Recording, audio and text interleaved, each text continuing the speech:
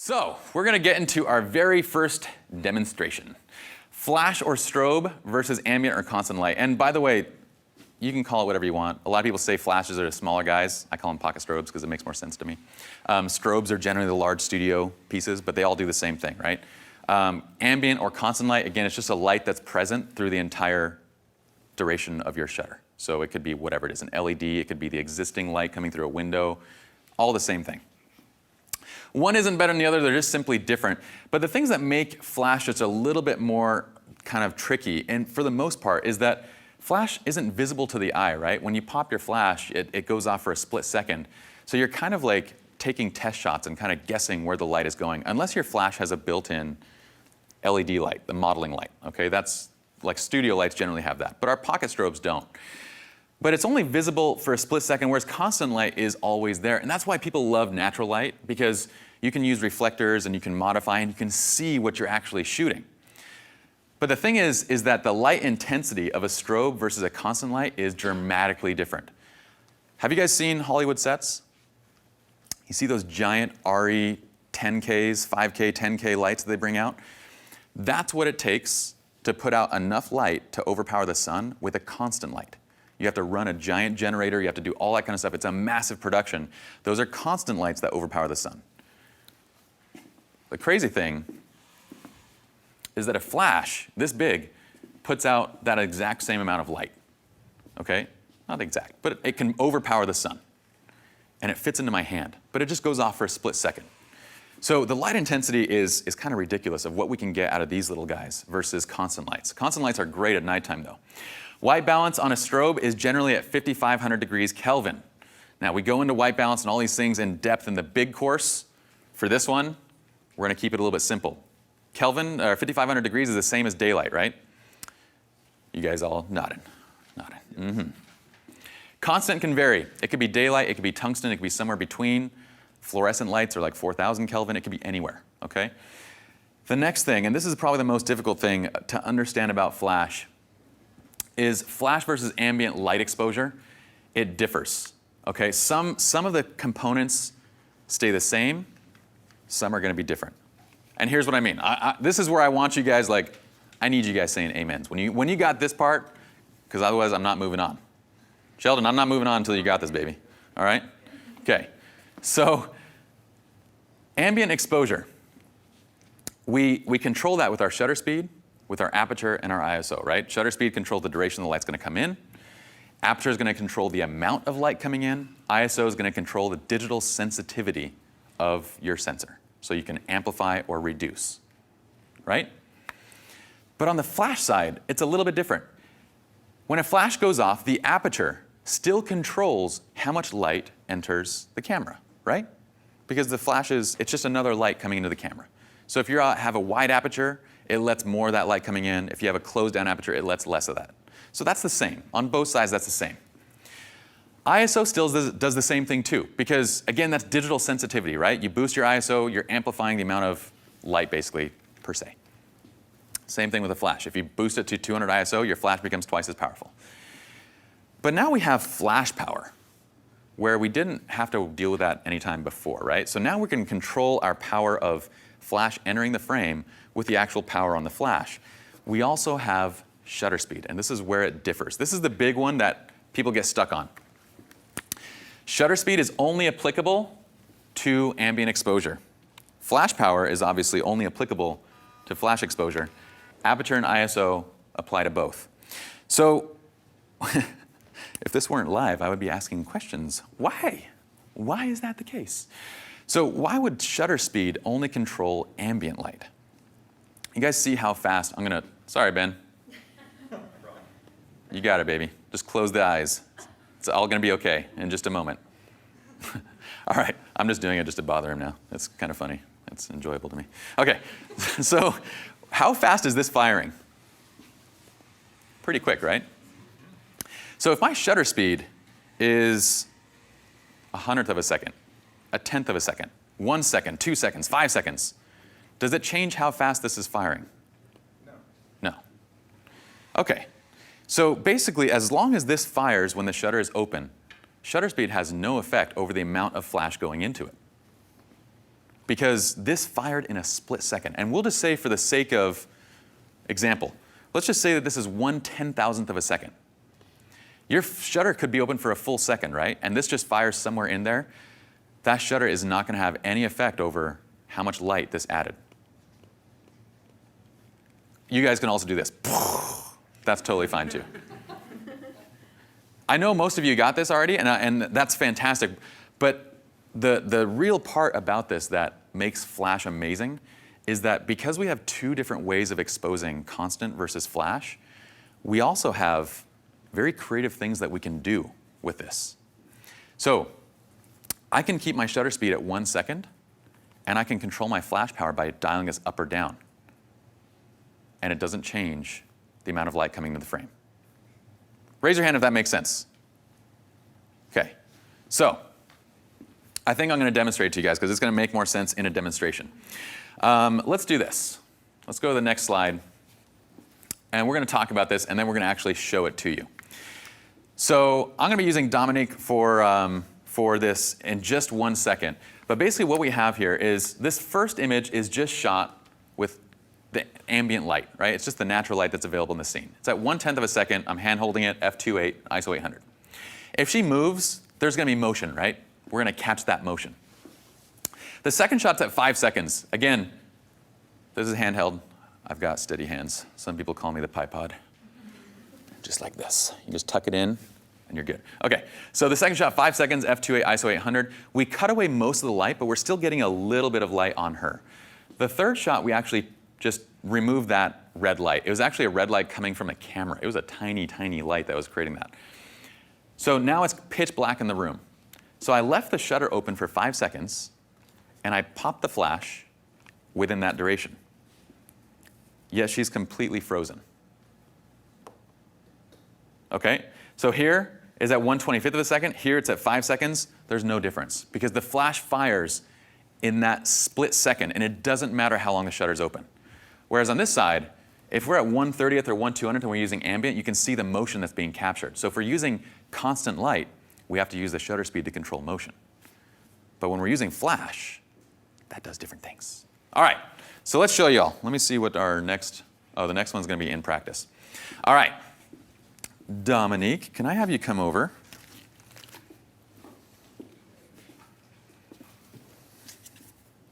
Okay. What we're going to do right now, guys, these are not going to be portfolio pieces. I'm just going to let you know that right now. Sorry, Dom. I know you're like looking, you're like, okay. Dang it. Okay, I'm going to have you stand right here, Dom. Can I call you Dom? Is that cool? Okay. You're just being nice. He's like, I hate that. Okay, come forward a little bit. Right there. So let me just show you guys real quick. I'm going to, by the way, this is like one of the things that I love doing. If you guys want to just get a quick gauge of exposure, who uses your live view? Pop your live view up. Look at this. I got my live view up. I'm just going to dial in an exposure here for ambient light. And we're going to go at 1/100th of a second. So, and then I can also dial in my white balance too. I'm just going to change my white balance to 5500. There we go. You do this in front of clients, like it's really fun because you can use spot metering, and I teach how to do spot metering and stuff, but this is even easier than spot metering. And I always go, I'm going to take one shot, and it's going to be the best shot that you have so far. And then we do it at the very beginning of the shoot. We only do one shot. I spend time posing them and so forth. And then like, oh my gosh, it's amazing. I'm like, that was just the beginning. Watch this. Okay. So, Dom, I'm going to take a first shot, just standing. I'm going to stand still. You're going to stand still. All right. Now, Dom, can you just do a jumping squat? Okay. I'm going to go a little wider so we have a little more frame. Do one more time. I think I totally moved with you, so that doesn't count. Okay. I'm going to slow the shutter speed down now to a 50th. Go again. Okay, and then we're going to go down to a 20th. Perfect. Okay, so what we're seeing as they load up is that our shutter speed, and I was moving with him on that one, which is why he looks sharp. It's a way that you can actually make someone look sharp if you match their motion. But at 1/20th of a second, he's all blurry, right? Because the constant light that's entering the frame is doing that. So to get this, to get that movement sharp with constant light, we need to be like 1/500th of a second at least. And even then, you'll still catch a little bit of motion if you zoom into like fast-moving parts like arms and fingers. But But let's do this. I'm going to cut away ambient light completely, okay? So it's still relatively bright in here, but what we'll do is we'll drop to 100 ISO. You know, I don't think it's going to matter too much, because I'm just going to do a direct flash. I'm one of those guys, by the way, that always uses manual flash. Just an FYI. OK. Now, Dom, do the same jump one more time. 1, 2, 3. OK. I'm going to slow this down now. So we're going to go down to 1/20th of a second, like how we were before. Let me just see what the brightness of the room is. That's good, actually. So we're at 1/20th of a second. Well, there we go. OK. 1/20th of a second, we're at f7.1 firing a flash. So this is the same as the last one, right? We were at 1/20th of a second on the last one. But he's frozen there. So the reason that he's frozen is because the majority of light entering that frame came from the flash. And the majority of all of that light that came from the flash came in a split second. So the fact that the shutter speed was open or longer than whatever, it didn't matter at all. He's frozen. OK, now that's really important to know. Now, obviously, I wouldn't do this kind of a photograph with Dom and say, all right, dude, that's your picture. How do you like it? Yeah, cool. Give me $1,000. I'm just kidding. Don't give me $1,000. But give me, pound it. I said give me $1,000. I was like, don't give me $1,000. That's not worth $1,000. OK. All right, so let's go ahead and I want to go back to the slide. And I'm going to show you guys this principle, and Dom, I'm good with you for now. I'm going to bring you back in just a second. So we understand how that worked, right? That makes sense now. But nobody would ever do that, right? Not really. What we would do, though, is one thing that we do all the time on the dance floor is the dance floor shutter drag. You guys know that this is like the splash zone, by the way, right? We talked about this. They should have told you guys. You guys are all going to get wet from here to... I'm totally kidding. You're not going to get wet. But I'm going to take your photograph. So let me do this. I'm going to stick this in my pocket real quick. What we're going to do is I'm going to dial this down to 1/10 of a second, OK? We're going to use f4. And then I'm going to use a flash power of probably like 1/8. I'm just going to guess these things right now. I always use manual flash, by the way, guys, not because TTL isn't great. TTL is great. The problem with TTL or any of the automated modes is I have no idea how much flash power is actually being used. And that's going to come into play later on. When you want to get consistent images, you really need to have it constant throughout the whole time. So let's just make sure our exposure is good. Hey, look at that. Oh, can we put that image up on the screen? Oh, yeah. Nailed it. OK. That was at 1/10 of a second, f4, and ISO 100. Now, because it was at 1/10 of a second, guess what I could do?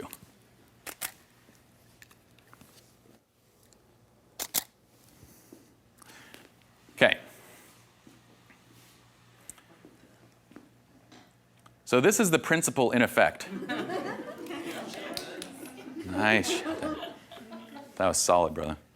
All right. So we do this. Can we do a close-up on that? Just kidding, just kidding. Ben's like, no. OK. So we do this on the dance floor all the time, right? And it kind of looks cool, too, because I go around doing this. I'm like, yeah, keep dancing, yeah. And I hold the camera up. I'm like, and they're like, what is he doing? And then I show them the picture, and they're like, what? You're crazy. I'm like, yeah, I know. It's all good. So the cool thing about this is that we can create action in a shot. By the way, the other flashes didn't fire, so that's why. This is what happens, actually. You guys can see that's what's happening. When a flash doesn't fire to freeze it, then this is what it looks like. It's only catching ambient light. And so that's all the light that's being exposed. So you need to balance it. The cool thing about it is that you can adjust your shutter speed, right? We haven't talked about this yet, but you can adjust your shutter speed. If you want the background to be a little bit darker, I could pull this up to 1/20th. And if I do that same spin, I'm going to use you, my dear. All right, let's do the same spin. OK? So now it's going to fire quicker, which means that the motion that I add has to be faster. But then the ambient light gets pulled down, actually. Right. So it all gets a little bit darker. So you can blend the two. You can adjust your flash power and adjust your shutter speed to come up with the right balance depending on the scene. Now, the great part about this is that, like, people, when they're on the dance floor, they do this. They're dancing, like having a good, this is how I dance, by the way. That's not how I dance. It's not much better than that, though, I'll tell you that. Okay? So people are dancing on the dance floor, and then as soon as the camera comes up, they're like, yeah, what's up, what's up, what's up? And then the camera comes up, they're like, and you're like, no, like keep dancing. I can't imagine what the video guys do. Like the video, because they're using all the DSLRs now, and the camera comes up, and they're like doing video, and the guy's like, and they're like, no, it's video. And they're like, yeah, we got it. And they just like keep doing it through the whole. So the cool thing about it is that adding the action to the frame like this actually makes for an interesting photo regardless of what the person is doing. And so let's use you for an example here. I'm gonna have you do what people do, and they just go hold their hands and go, yeah, like that. But you're not dancing, right? You're just gonna be doing that. Okay. There you go, mouth open.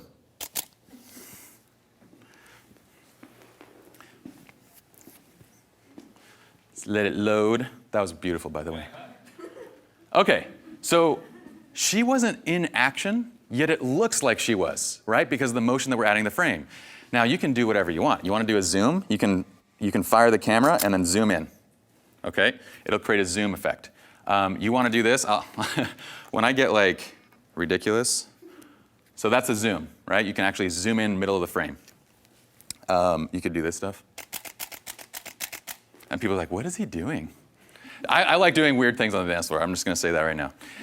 But any motion that you want, it could be a wave, it could be whatever you like, and it'll create a different look to the image, right? So we have straight streaks. So let's go back to the slides, and I'll show you guys what it looks like actually in a dance room. So here, all we did for the demonstration in Lighting 101 was we placed Yoko in front of these lights inside of our studio, and we just did direct flash. So this is ambient only. This is what direct flash looks like with no motion. This is bad motion. I'll talk about that in 1 second. So here's the shot where all I did is I popped a frame and I just whipped it to the side. And then the lights that are behind her streak over. Now the trick to this, the only trick really to this technique is making sure that there's not a light source directly behind your heads, okay? So what we try to do is, I'm oftentimes doing I call this the Statue of Liberty, because what it does is if there's dance floor lights placed around there, the angle of the lights in the frame is above their heads, right? Whereas if I get down low and I'm shooting, the lights are directly behind them. So oftentimes we're shooting down to get that look. So we'll use this technique a lot, and we'll always kind of fire off. Usually we're at 1/8 power. We're typically around, if you want to write down the settings, we'll start at between 1/5 to 1/10 of a second, f4, ISO 100. Okay? And then, yeah, between 1/4 and 1/8 flash power. And when you do it, pop a few shots. Like so, always kind of zoom in. I'll shoot wide. I like shooting my dance floor stuff wide because it has action in it. I like being up close. And then when we do it, I'll just get a little focus and then just do this. Okay? And then everybody will have a good time. We don't need to go show this actually. We can go back to the slides. All right, so here the bride and groom get lifted up. We do the technique. Here she's just kind of like dancing in the moment. It doesn't matter what they're doing, it's going to look cool. Does that all make sense? Amen? Amen. Hallelujah. Yes, let's do something for, not everybody's like spiritual. Let's say something like, yes. More PC. Okay, so that's the full view of that shot. Here's the full view of that. So you can see can you guess the motion based on the light? Yeah, it was like a little like this, right? Little loop. Guess the motion? Yeah. Every motion that you do is going to be backwards in camera, so if you want to draw a heart, you actually draw it backwards, or whatever you want to do, but you can actually draw hearts, you can do whatever you want with this.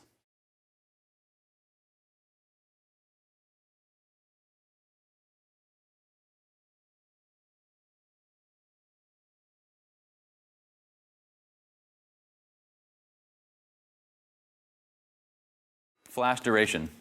We were debating whether or not to keep this slide in here. So again, this is like an excerpt of the full course, right? It's a little bit of a difficult concept to get, but you need to get it because this is taking what we talked about, the differences between constant and ambient light, or constant and flash, to the next level. And this is really the important